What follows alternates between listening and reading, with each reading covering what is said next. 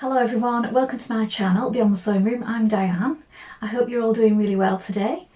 And right now we're going to be making Le Gilet Pom Pom by Maison Fauve. So it's a sew along for this free pattern that you can print off.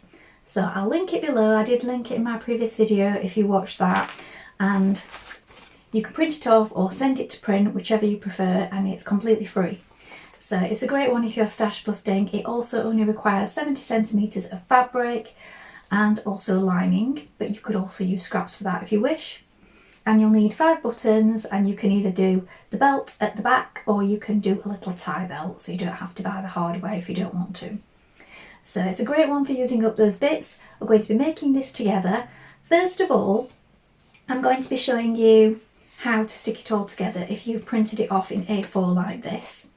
So we'll do that together first, because I think it's a good idea to look at how they go together rather than just randomly cutting out the pieces, because you might get stuck in straight away and then realise that you can't piece it together. So you do need to make it up like a jigsaw puzzle first before you cut it out. So if you don't want to mess about like that, you can send it to print shop and have it printed off in big sheets, just like a regular pattern. So that's entirely up to you. But I do think it's cheaper if you can manage to print it off at home and do it this way. And I did say in my previous video, if you want to save on paper, don't print off the instructions. You could also always have them open on a laptop or iPad. And also things like print layout. Don't print off things like that. So if you're really trying to save, all things like this, like the cover, the print layout, all the additional bits and additional information, just leave that so that you can look at it on screen and just print off the actual pieces. And you'll save such a lot of sheets of paper. So let's get straight on with doing that. I'll show you what I've chosen for mine. So the other day I did have a dilemma whether to do it in the blue floral or the coral with the snakes on. And after a bit of thinking about it, and also family members said, you do lots of flowery things, why not go for this one with the snakes on, because it's just something different. So I am going to make it out of this. It's not very big, so I'm going to have to be sort of creative with the cutting and really think about how I place my pieces on mine to try and get it out of this really small bit. It's about 55 centimetres mine, with sort of a jutting out bit. So I may need to do facings in something else, but we will see. We may just squeeze it out. So let's go and cut our pattern pieces out together first of all, and then we can get started on the sewing. So here are the pattern pieces all stuck together. So as you can see, you've got 1 to 5 going across the top, then back over here 6 through to 10, but then just at the bottom, this one just here is 21, and that one attaches to the bottom of 18. So that's just one sheet on its own. You do get the odd one where you're just cutting into it just a little bit here, just a small amount, just for tiny little snippet off the bottom of one of the other pattern pieces. So that's a bit paper wasteful, but there's nothing much you can do about that. So I found it's best if you just snip off edges like this from one side of one sheet, just so that you can overlap them and make sure that these little oval marks all line up. But the most important bit is that the lines on your pattern line up. So do make sure that they line up when you're sticking on your tape, and also use small amounts of tape before you put the whole strip on, because I do find it tends to grab and then sometimes the pieces go out of alignment. So when I said I was going to struggle to get it on this pink fabric, this is what I mean. So I've managed to place them all on. I've not pinned them yet. They are literally edge to edge, and I've got some pieces put on a little differently. So this one is supposed to be placed on the fold.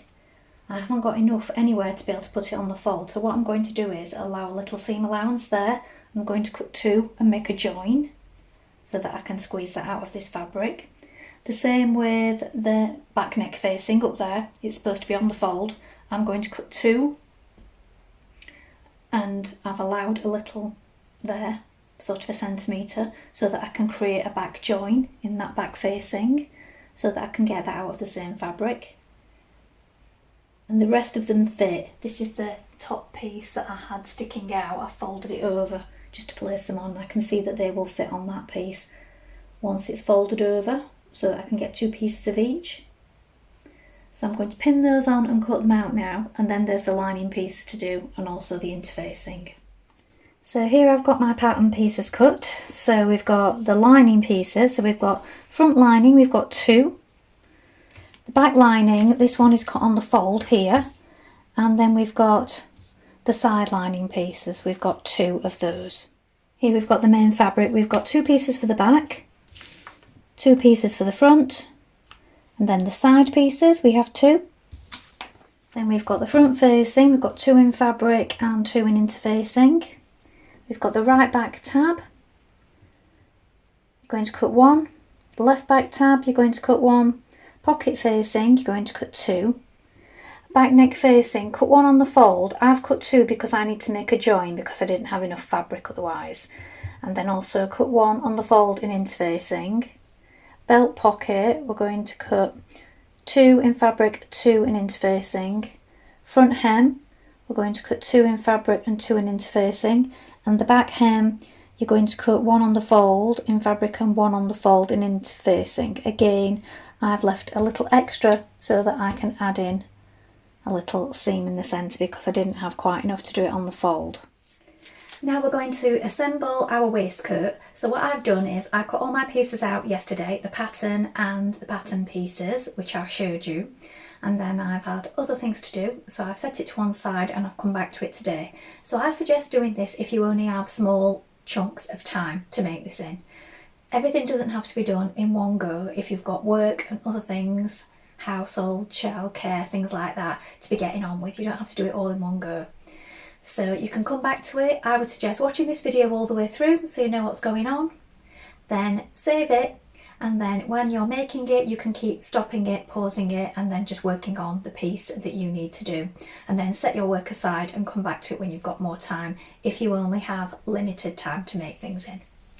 So first of all, take all your pieces that need interfacing and apply that now. So if you do that first, then that's all ready to go. So let's do that now. So first of all, we're going to take our front pieces of our waistcoat like this. Make sure that you've marked on the position for the welt. So you may have made little notches just here and short markings either side for when we stitch that part. And we should also have our point marked on for our dart on the wrong side. So we're going to flip it over so it's right sides facing like this. This bit here that's cut out, this is our dart.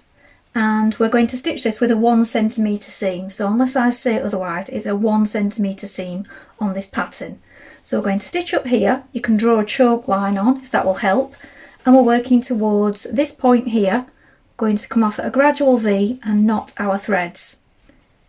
Once we've done that, we will snip this part here that's not cut, close to the point but not right to it, so that we can open it up and press it flat.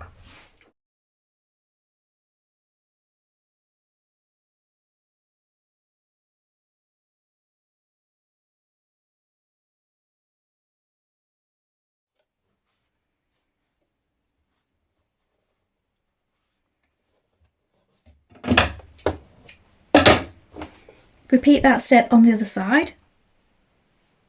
Now if you're a beginner and you don't want to create the welt pockets, you just want to create a waistcoat without this detail on, just to reduce the amount of work on it, you can just skip this step. But we're now going to create the welt pocket. So you want to take piece number 4 like this, which you will have added interfacing to, fold it so that wrong sides, that's the interface side, is together, and fold it like this and press it with the iron. And we do this on both pieces so that they're ready to work on. As I said, if you don't want to add these pieces on to make it easier, you can just skip this step. Now make sure that you've got your welt marked on clearly with chalk on the front of the waistcoat, and also on your piece number 4, this piping piece, we're going to mark it with a 1 centimetre line there also. Now pin this piping piece on so that the fold is facing downwards and the raw edge is facing upwards. Use this line to line it up with the marking on your front waistcoat piece like this, so that we can see the marking here, and this is where it will come down the side, and we've got our centimetre line here. So you want to make sure that line lines up with the one underneath. If you're not sure, take your ruler or tape measure, and the distance between that line and the one on your piping there should be 1.5 all the way along. So pin it in place, and now we're going to stitch along this centre line here and reinforce at each end here and here. We'll do this on both waistcoat pieces.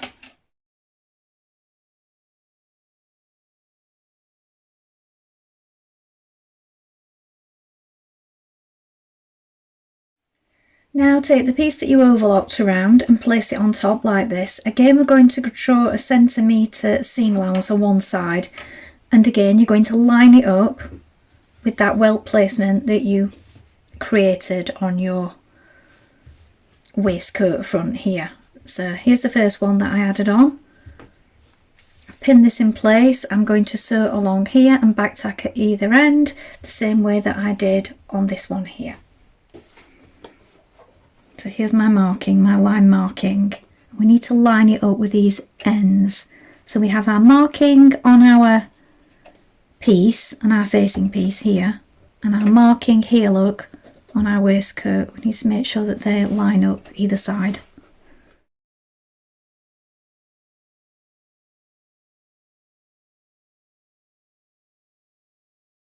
Now once you've done this, you're going to cut in that centre line here. So you're going to cut all the way along and then slightly into the corners at each side. Be really careful that you don't snip into your stitches. Now turn it through to the wrong side like this.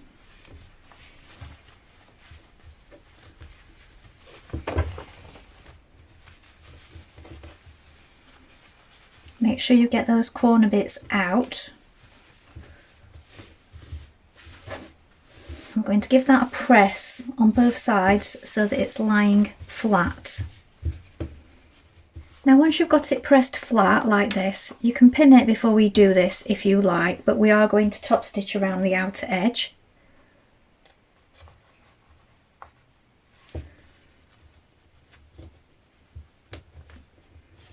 So just to keep it from moving around, you might want to pin it in place like this. So we're just going to top stitch along the top, around the outside, along the bottom and up this side here. Now if you had a proper pocket inside, what I would generally do is just catch it down each side here where these triangles are, but we haven't, we've just got a faux pocket, so we're securing it to it today because this is just a detail and not a real pocket.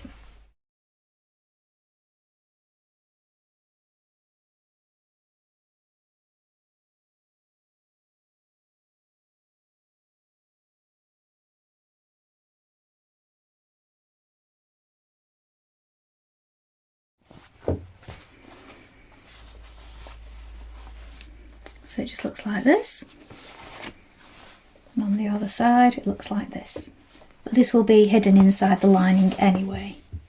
Now we're going to add in our side panel. So the side panel here, look, has two notches on this side, and this goes to this side here, the underarm edge of the front. So two notches to two notches, flip it over right sides facing, pin it in place and stitch with a 1 centimetre seam.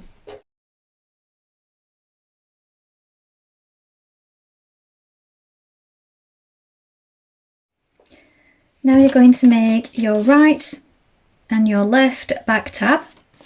Now if you don't want to make these with a little waistcoat belt attachment at the back, you could just do them longer and just tie them.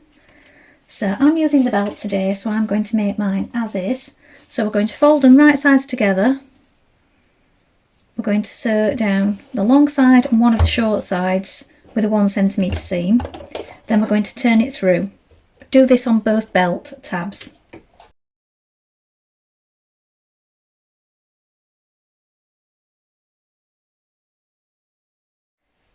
Now we're going to take our two back pieces and we're going to create the darts and also add in these belts that we've just created, these belt tabs. So what we want to do is fold it so it's the right sides facing to create the dart again, but we're going to slip in from the right side, look, the belt tab. So we want the raw edge lined up with the raw edge of the dart that we're creating. Look, here it is. So the long one is on the right side and the short one on the left side. Pin it in place, lining up the marking. So we have a little marking here on our back piece and also on our belt piece that lines up just there. So pin it in place so that the raw edges are together. We're going to sew up the dart with a 1 centimetre seam, come off at a gradual V at this point here, notch your threads and then press it flat. Do that on both sides.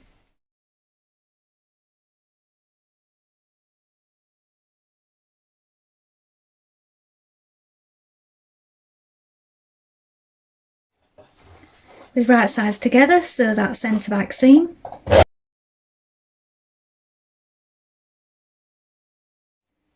Now right sides together, sew your shoulders. So you want your front pieces on your back piece like this and sew the shoulder with a 1 centimetre seam. Now you're going to make up your lining pieces the same way that you've made up your main fabric so far. So we're going to add in our darts, join on the side pieces, join them at the shoulders, and the only thing that will be different is we haven't got the belt pieces and we haven't got the pockets. Now lay out your front facing and your back neck facing pieces and we're going to join it at the shoulder with a 1 centimetre seam.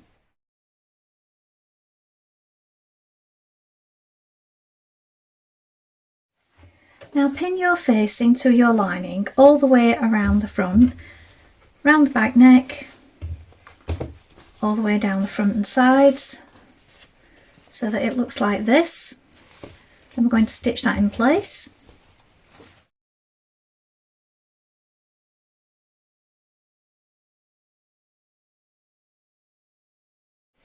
Now pin your lining to your waistcoat all the way up the front, around the neck and down the other side like this.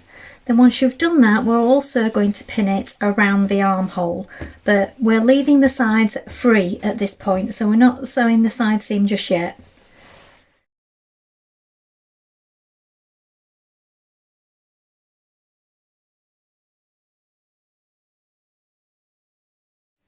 Now give it a press so that it's all flat, and then we're going to sew the side seam. So what we want to do is get each side like this, open it up, and the lining will go together like that. And here is your side. So you've got your main fabric and you've got your lining fabric. We're going to sew it all in one line. So we're crossing past the underarm point just here.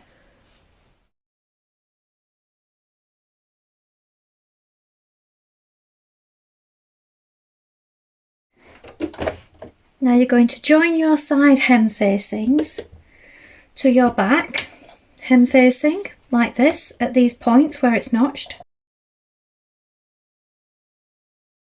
Then we're going to pin the whole thing right sides facing to the bottom of our waistcoat and then stitch that in place. Now sew across the corners here on the inside, but what I've done is rather than stitching it from the inside, I've pinned it up the hem facing all the way along the bottom, and then I'm going to slip stitch mine in place just to make sure that the lining is lying flat and even and not pulling anywhere. And now I'll slip stitch that in place with hand stitches. Then all that's left to do is our buttonholes and our buttons, and add on your waistcoat belt at the back. So I've just stitched my little belt tab on the back here. So it's looped through on one side and then the other side just threads through. Then you can tighten that up if you want your waistcoat a little bit tighter. I've got my buttons on the front. I've only got 4 on because I felt they were a little bigger. I may change my mind when I've got it on and wish I'd put 5 on, but we'll see. So I'll try it on now so that you can see what it looks like. So here it is finished. I'll stand over here because it's quite bright so you can see. Now as you can see, it's quite short. This is the style of it, and that is the way it looks on the image in the picture. So if you wanted your waistcoat a little longer, you'd have to lengthen it at the points indicated on the pattern. And another thing just to mention is I took it in a little bit at either side. After I'd stitched it, I tried it on, and then I flipped it back through to the wrong side again and took it in a little bit more just at the armhole, because for me, because I'm like small here, it was gaping a little bit under the arm. So the rest of it was fine, it was just this bit under the arm, so I took it in a little, just so it was a little more snug, so you can see, so it doesn't show all the bra strap and everything. And then the back, I've got the belt on, but you could just have a tie if you wanted. So I'm really happy with it. I've added 4 buttons and not 5. You might wish to add 5, and it all depends on the size of your buttons, of course. Well, I hope you enjoyed sewing along with me, and let me know how you get on. As I said, you may need to make a few adjustments just to make it just perfect for you. You may need to make it a little bit longer. If you're like me, you may need to adjust the armhole, make them smaller, or you may have the opposite problem and you may need to let it out a little bit at that point. I'd love to hear how you get on with it, so please let me know if this was useful to you and if you had a go, and also what fabrics you used. That's all for today, but I'll be back soon with more sewing inspiration for you. Bye for now.